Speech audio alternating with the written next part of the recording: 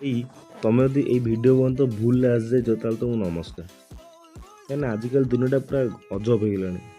ସକାଳୁ ଉଠିକି ମୁଁ ଇନଷ୍ଟାଗ୍ରାମ୍ ଖୋଲିଲି, ଦେଖିଲି କ'ଣ ଜଣେ ଗୋଟେ ଇନଫ୍ଲୁଏନ୍ସର ଭିଡ଼ିଓ ପକେଇଛି how to drink water properly. ଆରେ ଶଳା, ଆମେ କ'ଣ ଏ ଦିନରେ ନାକରେ ପାଣି ପିଉଥିଲୁ? ଏମାନେ ହେଉଛନ୍ତି ସେଇ ଲୋକ ଯେଉଁମାନେ ପାଣି ପିଇବାକୁ ବି ଆସ୍ଥେଟିକ୍ ବୋଲି କହନ୍ତି, କିନ୍ତୁ ଘରେ ବାସନ ମାଜିବାକୁ କଲେ ଦେହ ହାତ ଥରିବ। ଆଉ ଆମ ଓଡ଼ିଆରେ ଟୋକାମାନେ ପ୍ରେମରେ ପଡ଼ିଲେ ସେମାନେ ସେକ୍ସପିୟର ବାପା ହେଇଯିବେ। ରାସ୍ତା କଡ଼ରେ ଠିଆ ହେଇଥିବେ କିନ୍ତୁ ଗୋଟେ ହାତରେ ଗୁଟକା ଆଉ ଗୋଟେ ହାତରେ ଫୋନ୍ ଧରିଥିବେ। ସେ ଫୋନ୍ରେ କଥା ହେଉଥିବେ, ଜାନୁ ତମେ ଯଦି ମୋତେ ଛାଡ଼ିଦେବ ନା ମୁଁ କାଠ ଗଡ଼ିକି ଡେଇଁ ପଡ଼ିବି। ଶଳା କାଠ ଗଣ୍ଡେ ପାଣି ନାହିଁ, ବାଲି ଅଛି, ଡେଇଁଲେ ତ ମରିବୁନି, ଗୋଡ଼ ହାତ ଭାଙ୍ଗିବ, ଆଉ ସେ ଘର ଲୋକ ଆହୁରି ବାଡ଼େଇ ବାଡ଼ି ଯେତିକି ହାଡ଼ ଅଛି ସବୁ ଭାଙ୍ଗିଦେବେ। ଆଉ ଏମାନଙ୍କ ପ୍ରେମ ଇନଷ୍ଟାଗ୍ରାମ ରିଲ୍ରୁ ଆରମ୍ଭ ହୁଏ, ଥାନାରେ ଯାଇ ଶେଷ ହୁଏ। ଆଉ ଆମର ଏମିତି କିଛି ଲୋକ ଅଛନ୍ତି ଯେଉଁମାନେ କାହିଁକି ଫେମସ୍ ହେଉଛନ୍ତି ସେମାନେ ନିଜେ ବି ଜାଣିନାହାନ୍ତି। ଗୋଟେ ଟୋକା ରାସ୍ତା ମଝିରେ ଠୁଙ୍କା ଲଗେଇଦେଲା, ସେ ହେଇଗଲା ଷ୍ଟାର।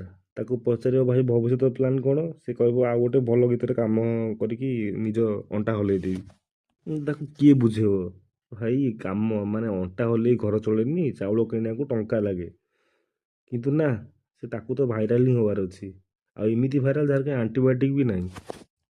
ଆଉ ଇଞ୍ଜିନିୟର ଭାଇମାନେ ଆମର ଏ ଦୁନିଆର ସବୁଠୁ ବଡ଼ ସ୍କାମ୍।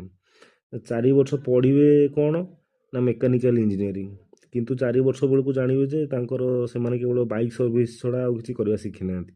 ଲାଷ୍ଟକୁ ଯାଇ କୌଣସି କେଉଁ ଗୋଟେ IT କମ୍ପାନୀରେ ଡାଟା ଏଣ୍ଟ୍ରି କରିବେ କି ବାପାଙ୍କ ପଇସାରେ ଚା ଦୋକାନ ଖୋଲି ତା ନାଁ ରଖିବେ ଦ ଗ୍ରାଜୁଏଟ୍ ଚା ବାଲା। ଭାଇ ଡିଗ୍ରୀ ଅଛି, ହଁ, କିନ୍ତୁ ଚାରେ ବି ଚିନି କମ୍ ଅଛି। ଆଉ ଲାଷ୍ଟକୁ ହେଲା ବାହାଘର। ମାନେ ଆଜିକାଲିକା ବାହାଘର ତ ନୁହେଁ, ସେଟା ଫିଲ୍ମ ସୁଟିଂ ଚାଲିଛି। Pre wedding, post wedding, pre maternity, post maternity, baby shower, କ'ଣ କ'ଣ ଚାଲିଛି ସେ ନିଜେ ଜାଣିବେ। ଯେମିତି ଗୋଟେ ଟାଇଟାନିକ୍ ଫିଲ୍ମ ସୁଟିଂ ହେଉଛି।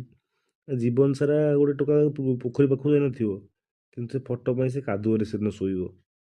ଆଉ ସେ ୱେଡ଼ିଂ ଟିଜର, ତମେ ମାନେ ବାହା ହେଉଛ ନା ସେଟା ମାର୍ଭଲ ମୁଭି ଲଞ୍ଚ ହେଉଛି। ଲୋକ ଖାଇବାକୁ ଆସୁଛନ୍ତି କିନ୍ତୁ କ୍ୟାମେରାମ୍ୟାନ୍ ଏମିତି ଚାହୁଁଥିବ ଯେମିତି ତୁମ ରସଗୋଲା ଖାଇବାଟା ଗୋଟେ ଗୋଟେ କ୍ରାଇମ୍ କରିଦେଲ। ମାନେ ସାର୍ ଟିକେ ହସନ୍ତୁ କହିକି ସେ ରସଗୋଲାଟା ପାଟିରେ ତମେ ରଖିକି 15 ମିନିଟ୍ ଠିଆ ହେଇଥିବ। ଲାଷ୍ଟକୁ ଖାଲି ଏତିକି କହିବି, ଭାଇ ସୁଧୁରି ଯା। ରିଲ୍ ଦେଖିକି ନିଜ ରିଏଲ୍ ଲାଇଫ୍କୁ ଖରାପ କରନି, ନହେଲେ ଏମିତି ଦିନ ଆସ ତମ ବାପା ତମକୁ ରୋଷ୍ଟ କରିବ, ସେଟା